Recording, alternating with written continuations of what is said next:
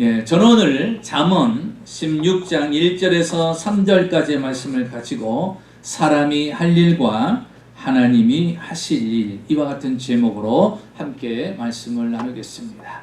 어느 신학교에서 있었던 일입니다.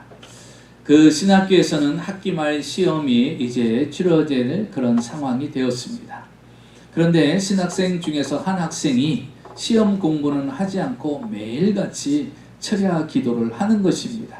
그러자 교수님이 그 신학생이 너무 걱정이 되는 거예요. 매일 기도만 하고 공부는 안 해요.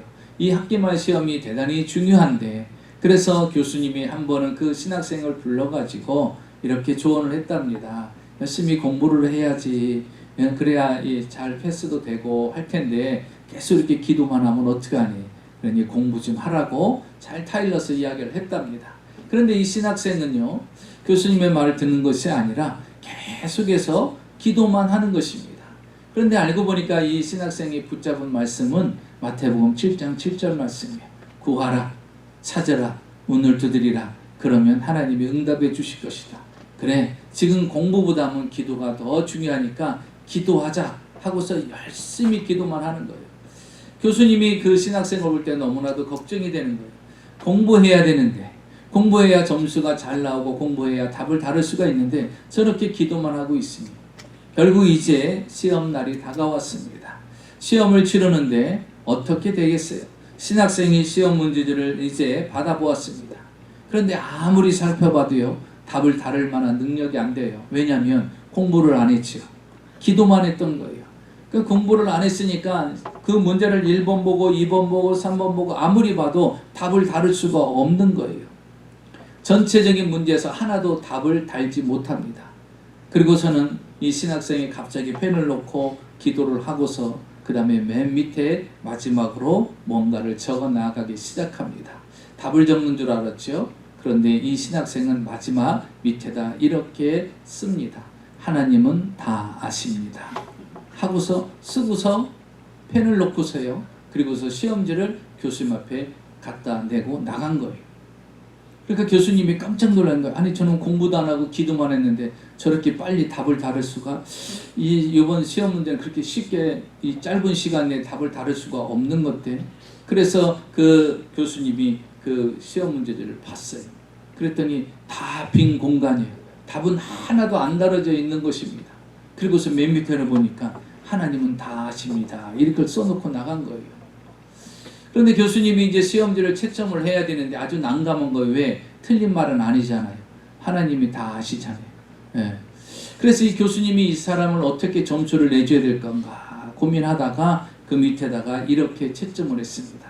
하나님은 다 아시니까 100점, 너는 모르니까 0점. 이렇게 마지막 점수를 냈다고 합니다. 여러분, 무엇을 이야기합니까? 사람이 해야 될 것이 있고 하나님이 하실 일이 있다라는 거예요.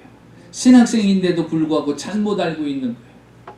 하나님이 하실 일이 있고 내가 할 일이 있는데, 내가 할 일도 하나님께 맡기고 하나님께서 하실 일을 혹시 내가 하고 있지는 않은가? 오늘날 그리스도인들 중에서도 잘못 신앙생활하는 분들이 있어요. 하나님이 하실 일을 내가 하는 사람이 있고 내가 할 일을 하나님이 하지 못하게 하는 경우가 있습니다. 오늘 성경 본문은요, 거기에 대한 해답을 우리에게 말씀해 주고 있어요. 사람이 해야 될 일과 하나님이 하실 일이 무엇인가를 정확하게 말씀해 주고 있습니다. 그래서 우리는 신앙생활하면서 내가 할 일이 무엇이고 하나님이 하시는 일이 무엇인가를 정확하게 알면 우리는 무엇만 하면 돼요? 우리 할 일만 하면 된다는 것입니다. 그럼 오늘 본문에서 우리가 할 일과 하나님이 하신 일을 명백히 나눠지는데 그것이 무엇인가 함께 은혜를 나누고자 하는 것입니다. 첫째로 보니까 기도는 사람이 할 일이고 응답은 하나님이 하실 일이라는 것입니다. 오늘 성경 본문 1절을 보겠습니다. 마음의 경영은 사람에게 있어도 말의 응답은 여호와께로서 나느니라. 말의 응답은 여호와를 통해서 온다고 말씀하십니다. 그러니까 여러분, 기도는 누가 하는 것입니까? 우리가 하는 것이에요. 그러면 그 기도에 대한 응답은 누가 해주십니까? 하나님이 하신다라는 것입니다. 그렇기 때문에 우리가 해야 될 일은 뭡니까? 기도라는 것을 다시 한번 말씀해 주시고, 우리가 그 기도를 하면 응답해 주시는 것은 하나님이 하시는 일이라는 것입니다. 그러니까 우리는 무엇을 해야 됩니까? 기도해야 돼요. 그래서 성경은 말씀하십니다. 쉬지 말고 기도하라는 것입니다. 응답해 주시는 하나님이 계시니까, 그 말에 응답해 주시는 하나님이 계시니까 기도하라는 것입니다. 여러분 한번 생각해 보세요. 사람이 기도하는 대로 자기가 다 응답한다면 어떤 일이 일어나겠습니까? 엄청난 일이 일어나겠죠. 이 세상에는 죽는 사람이 하나도 없을 것입니다. 이 세상에는 병원이 없을 거예요. 왜? 내가 기도하고 내가 응답받을 수 있으면요, 내가 다 해버리잖아요. 그러니 세상에 가난한 사람이 있겠습니까? 가난한 사람은 없죠. 그래서 세상은요, 다 어떤 사람들만 있겠어요? 놀고 먹는 사람만 있을 거라는 거죠. 내가 기도하고 내가 다 응답받을 수 있다면. 어떤 사람이 그랬다고 해요.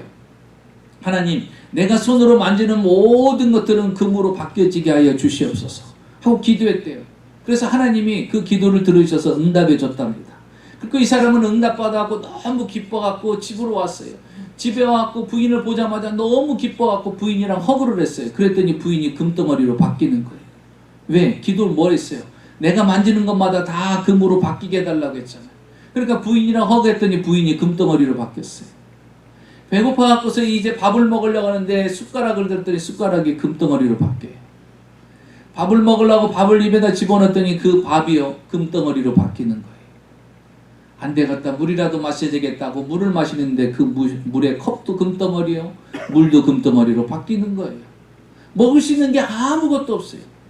여러분, 자기 주변에 있는 모든 것들이 금이 되면 너무나 좋을 것 같죠? 근데 이분은 이제 고민하기 시작해요. 왜? 부인도 금덩어리가 돼버렸죠. 먹는 것들이 다 금덩어리가 돼서 먹을 수 있는 게 없어요. 이제 먹지도 못하고 지치고 힘들어서 잠을 자야 되겠어요. 그 침대로 갔어요. 이불 속으로 들어가려고 했더니 이불이 금으로 바뀌는 거예요. 침대도 금으로 바뀌는 거예요. 도저히 딱딱하고 힘들어서 도저히 잘 수가 없어요. 모든 것들이 금으로 바뀌니까 이게 행복인 줄 알았더니 불행이더라는 거예요. 그래서 그가 다시 기도했답니다. 하나님, 내 기도 취소하겠습니다. 이전으로 바꿔주세요. 그러더라고요. 여러분, 기도 응답 내가 원하는 대로 다 되면요, 이게 큰 문제가 생깁니다. 그래서 주님은 우리에게 말합니다. 너는 기도해. 너의 기도에 대해서 응답해 주는 것은 하나님이 하시겠다는 거예요. 그래서 하나님이 우리에게 필요한 모든 것들을 시와 때를 따라서 우리에게 맞춰서 응답해 주시겠다는 것입니다. 그래서요, 하나님께서 응답은 사람에게 권한을 주지 않았어요. 우리에게는 기도하는 권한만 줬고 하나님은 응답하시는 권한을 갖고 계세요. 그래서 그 기도는요, 때때로는 빨리 즉시로 응답될 때가 있어요. 여러분, 엘리야가 갈멜산에서 바알신과 하나님의 신이 어떤 신이 진짜인가를 시합했을 때 그 엘리야가 하나님 앞에 기도하죠. 하나님, 이들이 우상을 섬기는데 살아계신 하나님을, 이 번제단에 있는 송아지를 불로 태우는 것이 하나님의 살아계심을 보이는 증거니 이 시간에 하늘에 불을 내리셔서 이 제단 위에 송아지를 태우시옵소서. 그랬더니 그 즉시로 기도가 응답돼서 하늘에 불이 내려와서 송아지가 태워졌죠. 이렇게 기도는요, 하나님이 급한 대로 또 급하게 확 열어주시고 확 응답이 됩니다. 그런데 어떤 것은요, 지연이 돼요. 내가 원하는 시기와 때에 응답이 안 될 때가 있어요. 요한복음 11장에 보면 나사로의 죽음이 기록이 되어 있습니다. 나사로가 병들어서 죽어가고 있을 때 마리아와 마르다가 사람을 보내가지고 나사로가 죽어가고 있으니 예수님 오셔서 우리 나사로를 위해서, 오라버니를 위해서 기도해달라고 부탁을 합니다. 요즘같이 교통편이 좋은 것도 아니고 예수님이 쉽게 올 수 있는 상황이 아니다 보니까 예수님이 사역을 하시다가 오셨어요. 그런데 어느 때 오셨습니까? 이미 나사로는 죽어서 장례를 치르고 지난 뒤에, 그때 예수님께서 나사로의 집에 도착했어요. 그때 마리아와 마르다가 나가고서 얼마나 서운하겠어요. 그래서 그들이 이렇게 말합니다. 예수님, 주님이 우리 집에 계셨다면 내 오라버니가 죽지 않았을 텐데 내 오라버니가 죽어서 이미 장사를 치냈습니다. 이렇게 얘기하는 거예요. 그때 우리 주님께서 뭐라고 말씀하십니까? 그 나사로를 통해서 하나님이 영광을 나타낼 것이다 라는 거예요. 죽었는데, 이미 끝났는데, 그런데 하나님이 말씀하시는 거예요. 그 나사로의 죽음을 통해서 하나님이 영광을 나타낼 것이라는 거예요. 왜냐하면 지금 그 많은 무리들, 그리고 나사로 주변에 있는 그 장례를 치렀을 때 구경 왔던 모든 무리들에게 예수님께서는요, 하나님의 살아계심, 예수님이 하나님의 아들인 것을 더욱더 보여주기를 원하시는 하나님의 계획이 있었던 거예요. 바로 와서 나사로를 고쳐줘서 살릴 수도 있어요.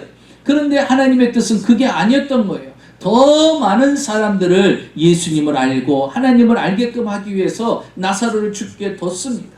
그리고서 나사로가 이미 장례를 다 치렀어요.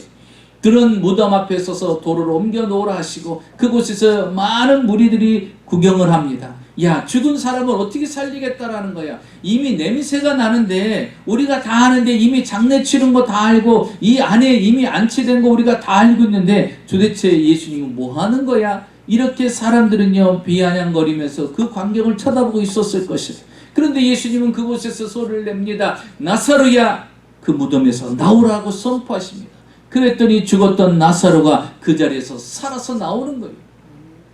그것을 조롱하면서 구경했던 사람들이 어떻게 되겠어요? 깜짝 놀라죠. 이미 죽은 걸 다 알고 있는 사람들이 그 광경을 보고 그 나사로가 살아서 나와서 자신들 앞에 서니 얼마나 놀란 일이에요. 그런데 그것을 누가 행해요? 예수님께서 행하고 있는 거예요. 아, 정말 이 예수는 하나님이 보내신 메시아구나라는 것을 그들이 알기 시작합니다. 그래서 성경에 보면 이렇게 말씀하고 있어요. 나사로 까닭에 믿는 자들이 많아지더라 그랬어요. 나사로가 다시 살아났으니 이 온 동네가 소문이 났어요. 죽었던 나사로가, 장례 치렀던 나사로가 다시 살아났대. 그러면서 그로 인하여서 믿는 자가 많아졌다라는 거예요. 여러분, 주님이 때로는요 이렇게 더디게 응답이 늦게 올 수가 있어요. 그런데 그 응답은요 하나님의 시와 때를 맞춰서 응답해 주신다라는 거예요. 그래서 기도의 응답은요 나의 시간표에 맞춰서 응답되는 것이 아니라 하나님의 시간표에 맞춰서 응답이 된다라는 것입니다. 그것도 우리에게 가장 좋은 시기와 때를 맞춰서 하나님이 응답해 주신다라는 거예요. 그래서 여러분, 응답에 관해서는 우리가 신경 쓰지 말아야 돼요. 우리는 기도만 하면 되는 거예요. 기도하면 하나님이 내게 가장 시효적절한 시와 때에 맞춰서 응답해 주시는 분이에요. 일본 동경에 가면요 순복음 동경교회가 있습니다. 5층 건물을 가지고 있고 5층 건물을 렌트해서 썼는데요, 보증금이 다음 페이가 한 10억 정도, 그러니까 1빌리언을 이제 다음 페이 하고요. 그리고서 매달 렌트비가 뭐냐, 9만 불씩이에요. 9만 불이면 엄청난 거죠. 매달 렌트비가 9만 불이에요. 동경도 엄청 집세가 비싸다 보니까, 렌트비가 비싸다 보니까 그래요. 5층 건물을 그 중심에 얻어가지고서 사용을 하니 얼마나 비싸겠어요. 그런데 지금 여의도 순복음교회 담임을 하고 계신 이영훈 목사님이 그쪽으로 부임을 해서 오게 됐어요. 와서 보니까요 매일 9만 불씩 나가는 거예요, 렌트비가. 예. 그러니까 한 5년 정도 하니까요 50억이 되는 거예요. 그렇죠? 5년 정도 하니까 50억이에요. 그러니까 5빌리언이 되는 거예요. 어마어마한 돈이 되는 거예요. 안 되겠다. 그래서 건물을 사야 되겠다. 그래서 이제 건물을 보러 다니기 시작합니다. 건물을 보러 다니는데 그 신주쿠에 보니까 아주 좋은 건물이 하나가 있는데 그냥 문이 닫혀 있는 거예요. 그래서 알아보니까 차압이 되어 있는 그런 건물이었던 거예요. 그래서 그 주인을 만나가지고 우리가 이거 현찰로 사겠다 이렇게 이야기를 했대요. 그러니까 그 주인이 물어보더래. 현찰은 있냐고, 캐시 있냐고. 있다고 그렇게 이야기를 했답니다. 그런데 금액이 얼마냐? 200억이에요. 20빌리언이에요. 그 어마어마한 돈이에요. 그래서 현찰로 살 테니까 깎아달라 그랬고서 120억, 129에 80억을 깎은 거죠. 그리고서 이제 교회에서 준비해뒀던 40억 건축원금이 있었다고 합니다. 그래서 10억은 계약금을 걸고 30억은 그다음에 중도금을 내고 그리고 80억은 살 이 건물로 대출을 론을 받아가지고 할 생각을 했던 거예요. 그래서 계약도 했고 중도금 30억도 치렀고 그 다음에 이제 잔금만 론을 받아갖고 내면 이제 교회가 하나를 사게 되는 겁니다. 그때 당시 성도님들은 2,000명이 모였고요. 1년에 헌금이 80억 정도니까요. 8빌리언이 나오고 있을 때니까 충분히 이자도 내고 뭐 할 수 있겠다 이렇게 생각해서 한 겁니다. 자, 그런데 문제는 뭐냐면 중도금까지 치러졌는데 이제 거래했던 은행에서 서류를 제출을 했어요. 그랬더니 일본 사람들 상당히 친절하잖아요. 웃으면서 이야기를 하잖아요.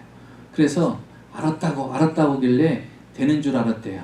너무 친절하게 웃으면서 얘기했고서 금방 이제 론이 나오는가 보다 이렇게 했더니 한 1주 2주 지나더니요 연락이 왔대요. 안 된다고. 지금 이번 달 안으로 80억을 줘야 되는데 안 된다는 거예요. 그래서 어떻게 해요? 그 건물 변호사한테 연락을 했고 이번 달은 안 될 것 같으니까 한 달만 연기해달라 주인한테. 그러니까 주인이 그래 한 달 더 연기해준다고. 그래서 이 은행이 안 되니까 또 다시 일본 은행을 찾아갔어요. 일본 은행 찾았더니 거기도 또 된다고 그래서 또 서류를 집어넣었더니 또 안 된다고 하는 거예요. 그러니 또 한 달이 후딱 지나갔죠. 그래서 다시 또 이 이야기에서 한 달만 더 연기해달라고 또 부탁을 했어요. 그리고서 이번에는요 한국은행을 찾아갔어요. 그때 당시 일본에는 국민은행하고 신한은행, 한국은행이 이제 나와 있었답니다. 그곳에 가서 이제 부탁을 하고 서류를 냈다고 합니다. 그런데 그 지점장이 그렇게 얘기하더래요. 우리 은행에서는 맥시멈 최고로 많이 대출해 줄 수 있는 게 30억으로 제한이 돼 있다는 거예요. 근데 그 30억도 여기서 줄 수 있는 게 아니고 한국에 서류를 보내서 거기서 허락이 떨어져야 이것이 되는데 그 과정이 3개월 걸린다는 거예요. 지금 한 달 안에 돈을 80억을 지금 대출했고 줘야지. 그렇지 않으면 어떻게 해요? 돈이 다 없어지게 생겼잖아요. 그런데 3개월이나 걸립니다. 그리고 30억도 다 될지 안 될지 사실 모릅니다. 그러더라고요. 그러니까 이 목사님이요 너무 기가 죽은 거예요. 간단하게 될 거라고 생각했는데 너무 일이 꼬이기 시작한 거예요. 그래서 이제 풀이 죽어서 나오려고 하는데 지점장이 목사님처럼 잠깐 얘기 좀 하죠. 그럼 왜요? 제가 목사님 헛걸음 안 하게 알려드릴 게 있어서 그래요. 그게 뭔데요? 목사님 이 일본의 은행들이 서로 자기들끼리 단합해서 한 것이 있다고. 그게 뭔 줄 압니까? 어떤 특정인 단체에는 절대 론을 해주지 말자, 대출을 해주지 말자라고 정해놓은 게 있습니다. 그 세 군데가 있습니다. 세 군데. 그 세 군데가 뭐냐? 첫째는 교회, 둘째는 학교, 셋째는 종교단체. 그러니까 목사님이 아무리 돌아다녀도 절대 론은 할 수가 없습니다. 이들이 왜? 나중에 이자를 못 내면요 그 건물을 어떻게 가지고 오려고 해도 그 안에 머무르고 있는 교인들이나 무슨 그 사람들을 내쫓기가 너무나 힘들다는 거예요. 그러니까 아예 은행에서는 절대 대출을 해주지 말자라고 자기들끼리 단합이 돼서 목사님 그냥 제가 헛걸음 칠까봐 미리 얘기하는데 돌아다녀봐도 앞에서는 이해해도 뒤에서는 여러 가지 이유를 대고 안 해줄 겁니다. 그렇게 얘기하더래요. 그렇게 소망이 없는 거예요. 그래서 풀이 죽어갖고 이 은행에 나오는데 갑자기 하나님께서 자신에게 음성을 들려주시는 거예요. 너 왜 네가 절망하면서 혼자 뛰어다니냐 그러더라는 거예요. 너 왜 혼자 네가 다 뛰어다니냐, 내가 할 일도 왜 네가 하느냐 그러더라는 거예요. 주님이 할 일을 내가 언제 했습니까? 너는 기도만 하면 되는데 왜 네가 돈까지 쫓아다니면서 하려고 그러는 거야. 가만히 보니까 내가 다 하려고 쫓아다녔던 거예요. 은행도 쫓아다니고 이 사람도 만나고 방법도 만들어내고. 그런데 가만히 보니까 기도할 생각은 안 했던 거예요. 그래서 곧바로 이영 목사님이 교회로 갔대요. 그리고 거기서 기도하기 시작했답니다. 하나님 용서해 주세요. 제가 다 하려고 했네요. 제가 머리 쓰려고 했네요. 내 지혜로 하려고 했네요. 주님 용서해 주세요. 하나님 맡깁니다. 그런데 한 달밖에 시간이 안 남았어요. 기도하고 나오니까 주인한테 전화가 왔대요. 이번 한 달만 연기해 주겠다. 그런데 만약에 이번 달 안으로 80억을 안 내면 10억은 뛰게 된다는 거예요. 네. 그리고 중도금 30억은 돌려주겠다고 하더래요. 그러니까 지금 어떤 상황이 되는 거예요? 큰일 나는 상황이 돼버리죠. 교회 돈 10억이 그냥 순식간에 사라지게 되는 거예요. 1 빌리언. 그런데 그 다음날 주일 예배를 마치고 났는데 그 교인 중에 일본 분이 여자분이 계신데 여자 집사님이 오시더니 그러더래요. 목사님 제가 대출에 대해서 한번 좀 알아볼게요 그러더래요. 여러분 그런 일이 있으면요 그런 분들 많이 나타나잖아요. 목사님 제가 알아볼게요. 제가 알아볼게요 하는 분들이 많아요. 그러니까 이분도 뭐 또 알아본다고 하는가 보네. 예예 알아봐 주세요 하고 얘기를 했대요. 그냥 형식적으로. 그런데 이분이 일본 집사님이 3일 뒤에 전화가 온 거예요. 목사님 그거 대출 잘 될 것 같은데요 그러더라는 거예요. 예? 아니 어떻게? 이 목사님이 그 일본 집사님 따님을 결혼식에 주례를 하셨어요. 근데 그때 신영분가라는 작은 그 은행의 그 이사장님이 오셨어요. 축하해 주기 위해서. 근데 그 이사장님한테 친분이 좋아가지고 이 일본 집사님이 전화를 한 거예요. 우리 교회가 이런 사정인데 너는 받아야 되는데 거기에서는 좀 가능하냐 이렇게 물어봤더니 그거 내가 해줄 수 있다라고 연락이 왔다라는 거예요. 그 목사님 오늘 만나시러 가려냐고. 그럼 가지요 하고서 목사님이랑 갔답니다. 가서 그분을 만났는데요. 그분의 어머니가 누구냐? 일본에 교회를 하나 세우신 분이에요. 교회를 하나 세우신 분이에요. 그리고 이 어머니가 마지막에 유언하실 때 이 아들에게 손을 푹 잡고 부탁을 했대요. 내가 한 가지만 너에게 부탁하마. 내가 나중에 성공을 하고 잘 되면 너는 반드시 누가 오든 어떤 사람이 오든 교회에 관해서 특별히 교회 건축을 위해서 교회를 사겠다고 한다든지 이런 일이 있어서 너에게 부탁을 하면 절대 거절하지 말고 너는 반드시 도와줘라. 너는 반드시 도와줘라. 이게 어머니의 마지막 유언이다. 이렇게 어머님이 부탁을 했대요. 그리고서 돌아가신 거예요. 그리고 이분이 이제 시간이 지나서 이제 이 신영금고의 이사장으로 처음 부임이 된 거예요. 이사장이 돼버린 거예요. 그런데 이사장이 됐는데 처음 부탁을 받은 게 뭐예요? 성전을 위해서, 교회를 위해서 론을 해달라는 거였어요. 근데 그 얘기를 딱 듣는 순간요, 어머니의 유언이 딱 떠오르더라는 거예요. 그래서 이거는 해줘야 되겠구나. 그래서 금액도 안 물어보고요, 그분한테 그거 내가 해주겠다고 그랬다는 거예요. 그래서 목사님이요, 서류를 다 준비했고 갔더니요, 바로 그 달 안으로 80억을 론을 해준 거예요.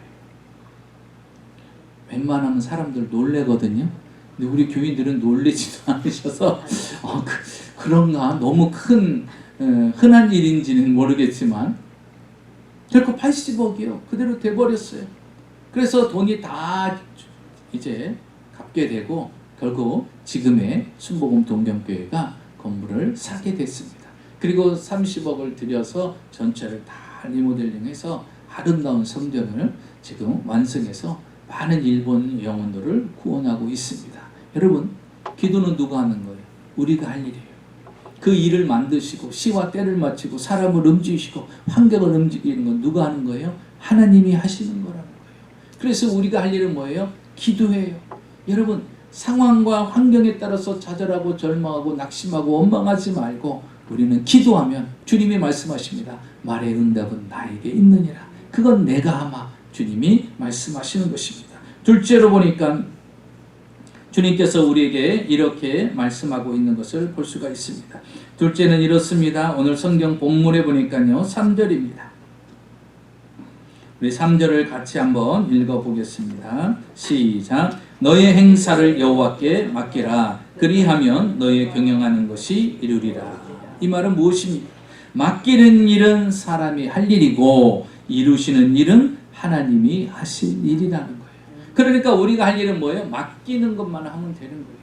맡기면 그 맡긴 거에 대해서 이루실 일은 하나님이 하신다는 사실을 오늘 말씀하고 있습니다. 모든 행사를 맡기라는 거예요. 행사가 무엇입니까? 모든 일을 말하는 거예요. 여러분 삶 속에서 일어나지는 모든 일들을 하나님께 맡기라는 거예요. 창세기 26장에 보면요, 이삭이 가나안 땅에 머무르는데 흉년이 듭니다. 그래서 흉년이 들어서 애굽 땅을 보니까 애굽 땅은 너무나도 풍요로워요. 그래서 애굽 땅으로 내려가려고 하니까 하나님이 말씀하십니다. 너는 애굽으로 내려가지 말고 그곳에 머무르라는 거예요. 그래서 블레셋에서 머무릅니다. 블레셋 땅에서 농사를 지었더니 어떤 일이 일어났죠? 100배의 결실을 맺는 역사가 일어났어요. 그러니까 하나님의 말씀대로만 하면 복을 받게 돼 있어요.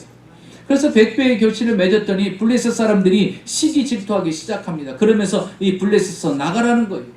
그래, 이것도 하나님의 뜻과 섭리가 있으니 나가자 하고 이제 그들이 쫓김을 쫓아내서 그들이 나오기 시작합니다. 그리고서 이제 광야를 가기 시작하죠. 그러면서 그날 골짜기에서 이제 그들이 우물을 팝니다. 우물을 팔고 그곳에서 정착을 하려고 하는데 그들이 쫓아와서 뭐라고 하느냐? 그 우물이 자기네들 거라는 거예요. 말도 안 되죠. 분명히 이삭이 그 우물을 팠는데 자기들 거라고 우기니까 이삭이 다투지 않습니다. 싸우질 않아요. 그래, 너희들 가져 하고 그냥 갑니다. 그리고서 또 성경에 보니까 그 다음은 그들이 신나로 이동을 합니다. 신라에 와서 또 우물을 팝니다. 왜냐하면 가축들이 많고 사람이 살아야 되기 때문에 광야에서 가장 중요한 것이 뭐예요? 우물이에요. 그래서 우물을 아브람 때 파놨던 우물을 다시 발견했고 또 파냈어요. 그랬더니 블레셋 사람들이 와서 또 말합니다. 이것도 우리 거다라는 거예요. 어깃장을 놓는 거예요. 그럼 웬만하면 어떨까요? 다른 사람들끼리 다투기 시작하겠죠. 싸우기 시작하겠죠. 그런데 이삭은 그렇지 않아요. 이 모든 행사를 어떻게 해요? 하나님께 맡기는 거예요. 그래? 너희들 가져. 그리고서 또 두 번째 우물을 줍니다. 이때 당시에 우물을 준다라는 건요, 목숨을 주는 거와 마찬가지예요. 광야에서 물이 없으면 어떻게 해요? 사람도 죽고 짐승도 죽는 거예요. 그런데 너 가져 하고 그냥 줘버립니다. 그리고서 세 번째 옮겨서 간 곳이 바로 르호봇이. 르호봇에 가서 우물을 또 파냅니다. 그리고서 사방을 훑어봅니다. 이놈들이 와서 또 자기 거라고 환란하고 쳐다봤더니 세 번째 우물을 팠을 때는요, 블레셋 사람들이 오질 않는 거예요. 두 번째 우물까지만 와갖고 내 것이라고 그랬지만 세 번째 우물을 팠을 때는요, 그들이 더 이상 쫓아오지 않아요. 그래서 이삭과 짐승들은 그곳에 머무르게 됩니다. 그런데 머무르면서 깨달은 것이 있어요. 이 땅이 너무나도 좋은 땅이에요. 이 땅이 짐승 키우기에는 넓은 땅이었던 거예요.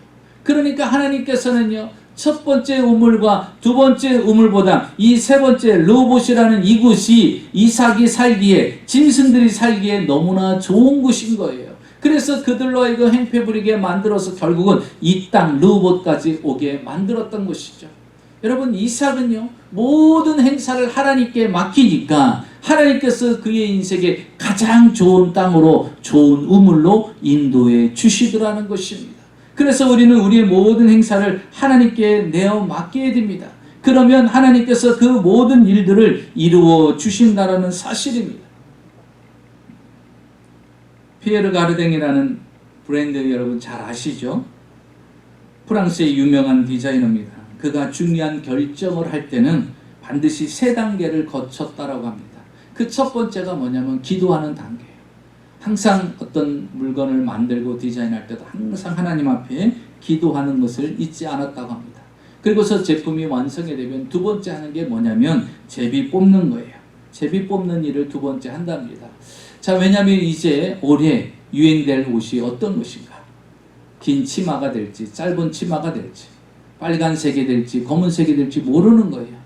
유행될 것 같은 것들을 만들어 놓고서 인간이기 때문에 결정을 할 수가 없어요. 어떤 흐름과 유행이 될지 모르니까 그때는요, 두 번째는 제비를 뽑는답니다. 제비 뽑는 방법이 동전이에요. 동전 앞뒤로 선택을 한다는 거예요. 하나님, 긴 치마입니까? 짧은 치마를 해야 될까요? 빨간색을 해야 될까요? 노란색을 할까요? 우리가 볼 때는 조금 너무 그거 좀 시대를 분별하고 좀 정확하게 해야 되는 거 아니야? 그런데 이 피에르 가르댕은 그러지 않았다는 거예요. 그 모든 행사를 하나님께 맡겼다라는 거예요. 세계적인 흐름, 모든 유행의 흐름도 하나님의 주권에 있다고 그는 믿은 거예요. 그래서 동전을 가지고서요, 결정을 했어요. 하나님, 긴 치마 할까요? 짧은 치마 할까요? 동전을 던져서 결정하고 흰색을 할까요? 검은색으로 할까요? 그때마다 결정을 합니다. 그리고 그 나온 것은요, 뒤도 돌아보지 않아요. 결정 나온 것은 이것은 이 모든 행사를 하나님께 맡긴다고 제품을 만들기 시작합니다. 그리고 이 제품 하나님 뜻대로 팔리게 하여 주시옵소서 하고 하나님께 내어 맡기면서 일을 하기 시작한답니다. 그래서 오늘날 피에르 가르댕이라는 브랜드가 나오게 되었다라는 것이죠. 여러분, 행사를 다 어떻게 해요? 하나님께 맡기는 거예요. 그러면 하나님께서 그것을 다 이루어 주신다라는 사실입니다. 그러니까 여러분, 맡긴다라는 것이 뭐냐면요, 원어를 보니까 이거더라고요. 원어에 보면 산 위에서 돌덩어리나 바위를요 굴러 떨어뜨리는 거예요. 여러분, 산 위에서 바위나 돌덩어리를 굴러 떨어뜨리면 그 돌이 어디로 갈까요? 여러분 아세요? 오른쪽으로 갈지 왼쪽으로 갈지 알겠습니까? 몰라요. 산 위에서 돌덩어리를 던지면요, 그 돌은 가다가요 우측으로 튀다가 왼쪽으로 튀다가 오른쪽으로 갔다가 또 바로 가다가 갑자기 튀어 오르기도 하고 어디로 갈지는 몰라요. 내려가다가 어떤 상황을 만날지 모르기 때문에. 그러니까 맡긴다라는 건요, 좌측으로 갈지 우측으로 갈지 직진으로 갈지 몰라요. 그냥 맡기는 거예요. 그런데 결국은 좌우로 흔들리고 어디로 가든 목적지에 가게끔 만드시는 분 누구예요? 하나님이라는 거예요. 그래서 우리는요, 어떻게 될 것을 고민하지 말고 어떤 상황이 이루어질까를 고민하지 말고 하나님께 맡기는 일만 하면 되는 것입니다. 그리고 그 모든 일들을 합력하여 선을 이루시는 분은 바로 하나님이라는 사실입니다. 마지막 셋째로 보니까요, 계획은 사람이 할 일이고 인도는 하나님이 하실 일이라는 거예요. 우리 같이 9절을 보겠습니다. 9절에 보니까 이렇게 말씀하세요. 사람이 마음으로 자기의 길을 계획할지라도 그의 걸음을 인도하시는 이는 여호와이시니라. 사람이 모든 것을 계획할지라도 그 걸음을 인도하는 것은 누구예요? 하나님이라는 거예요. 그러니까 계획은 우리가 할 수 있어요. 그러나 결국 그 걸음을 인도하는 건 여호와라는 거예요. 성경의 에스더 6장에 보면요, 갑자기 상황이 확 바뀌어지는 일이 일어납니다. 그게 뭐냐면 거기에 등장하는 사람이 있어요. 왕의 오른팔인 하만이라는 사람이 유대인들을 너무 싫어요. 왜? 유대인들이 자기를 인정해 주지 않는 거예요. 그리고 인사도 안 하는 거예요. 그래서 교만하다 생각해서 유대인들을 멸종시키려는 계획을 가지고 있었어요. 그리고 그 유대인들 중에서 지도자격인 모르드게가 눈에 가시인 거예요. 그래서 자신의 집에 그 큰 마당에 큰 장대를 높이 세워놨어요. 그리고서 그 모르드게를 유대인들이 보는 앞에서 처형을 시킬 계획을 딱 세운 거예요.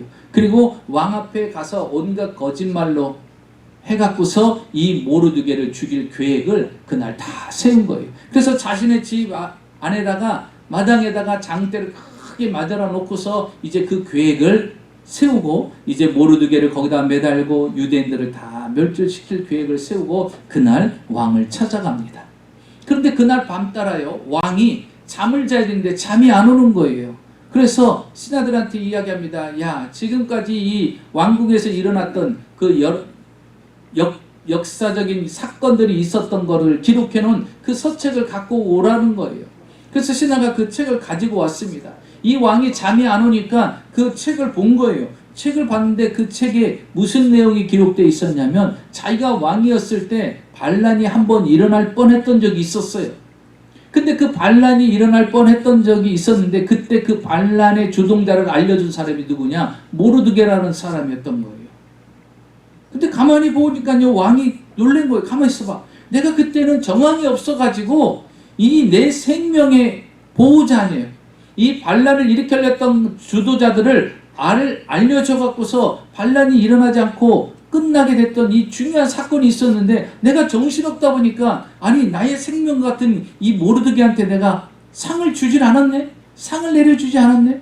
그랬고서요, 그날 밤에 그 사실을 알게 된 거예요. 그래서 왕이 갑자기 소리 지릅니다. 밖에 누가 없느냐? 그런데 마침 밖에 누가 와 있느냐? 하만이라는 사람이 이 모르드게를 죽일 계획을 세워갖고 기다리고 있는 거예요.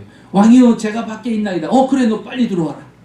들어와서 그에게 말합니다. 야, 너 같으면 어떻게 하겠느냐? 너의 생명을 구원한 사람이 있어. 반드시 죽어야 될 상황인데 너를 구원한 사람이 있어. 너를 살려준 사람이 있어. 너 같으면 그에게 어떤 상을 내리겠느냐? 그러니까 하만이 착각을 합니다. 아니, 이 세상에 왕의 생명을 살릴 만한 그런 충신이 누가 있어? 나 말고는 없지. 그런데 자기인 줄 알고 착각했고, 예, 그런 사람이 있습니까?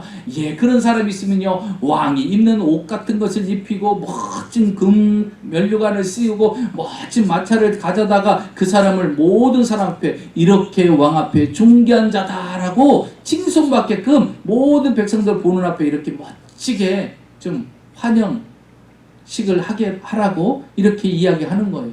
자기인 줄 알고. 그러냐? 그래, 그거 참 좋겠다. 그럼 너는 지금 바로 가서 모르드게한테 그렇게 하거라 그러는 거야. 예?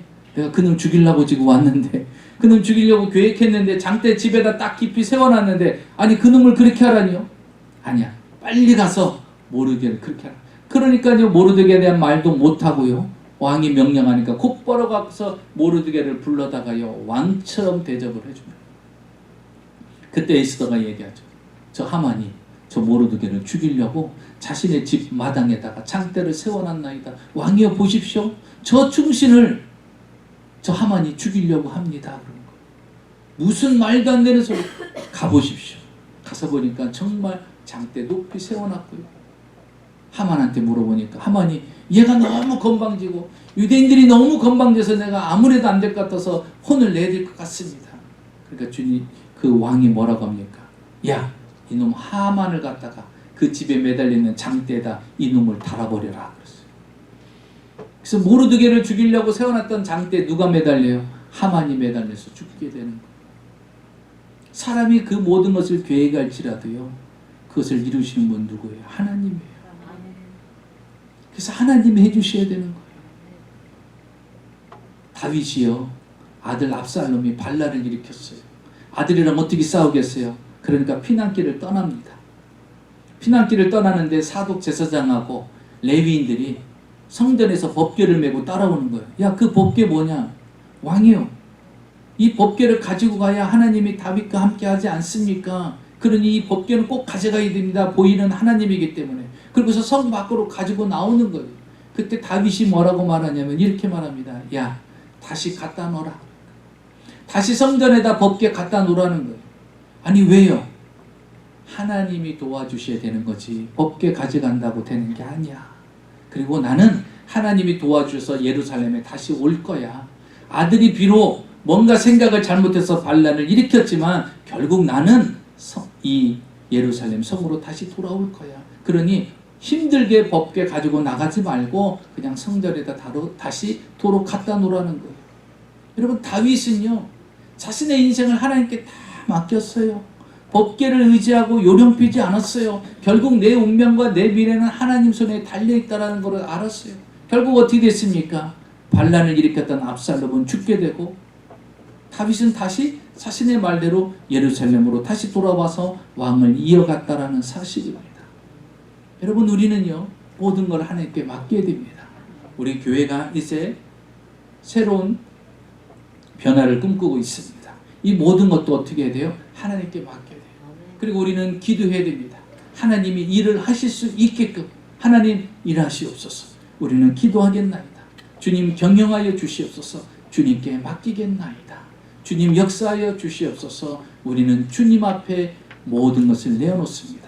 여러분, 우리의 계획도 하나님께 내어 맡기고 주님이 일하실 수 있도록 우리는 늘 깨어서 우리 교회를 위해서, 여러분 자신을 위해서 기도하고 맡기고 주님만이 해답임을 깨닫고 오늘도 하나님을 의지하여 담대히 살아가는 저와 여러분이 되시기를 주의 이름으로 축원합니다.